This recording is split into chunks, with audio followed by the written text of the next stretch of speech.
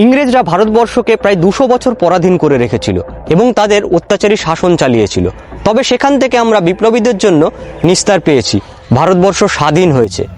ভাগ্যিস সেই সময়ে কোনো সোশ্যাল মিডিয়ায় অ্যাপের আবিষ্কার হয়েছিল না, না হলে হয়তো স্বাধীনতা পাওয়াটা এতটা সোজা হতো না। কেন বলছি বলুন তো?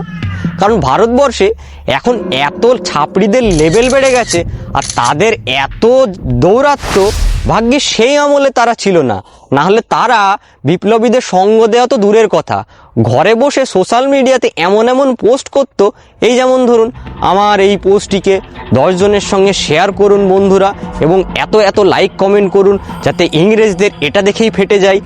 আমার এই শেয়ারটিকে 100 জনের সঙ্গে শেয়ার করতে পারলে আমাদের দেশ স্বাধীন হয়ে যাবে, শিগগিরই বন্ধুরা তাড়াতাড়ি শেয়ার করুন, তাহলে আমরা দেশ স্বাধীনতা পেয়ে যাব।